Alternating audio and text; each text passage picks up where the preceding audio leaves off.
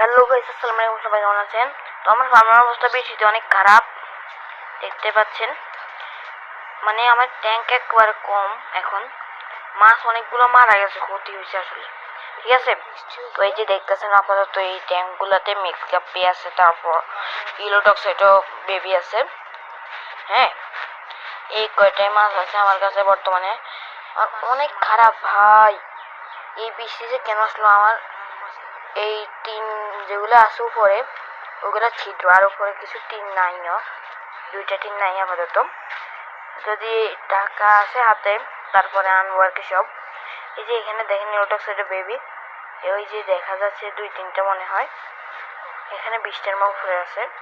তো এইখানে একটু গাছ দিছি আসলে।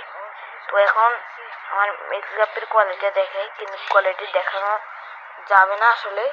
আমি বৃষ্টির ভিতরে মাছ ধরতেছি না, আমি আপনার হালকা দেখাইতেছি মাছ দেখা যায় কিনা।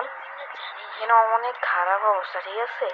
ওই যে অল্প কিছু মাছ আছে এখন, মাছ প্রায় আমার 20টা থেকে 30টা এরকম মাছ মারা গেছে। হ্যাঁ ভাই রে ভাই, যদি যদি আর মাছ আনি তারপরও টিন লাগানোর পরে আনবো। হ্যাঁ, কারণ আমার এর তো অবস্থা খারাপ সেটাবেন। হ্যাঁ, আমার কবুতরগুলা আপাতত আছে।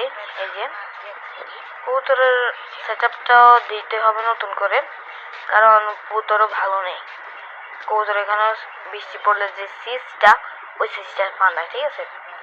এখন দেখেন অনেক খারাপ অবস্থা ফার্মের। আপনারা এইখানে আগে আমার ফার্ম ছিল, এখানে পানি ঢুকছে, তাই এইখানে নিয়ে আসলাম। এখানে দেখি পানি আর ঢুকে কিনা, আমি উপরে প্লাস্টিক দিয়ে দিব। তো এই যে দেখেন আমার গুগু পাখি, এই গুগু পাখিগুলো না ডিম দেয়, তবে বাচ্চা হয় না। এগুলার ডিম ওই দিন ভিজে গেছিল, তাই ফালাই দেওয়া হয়েছে, নষ্ট হয়ে গেছে আর কি ভিজে মেঘের কারণে।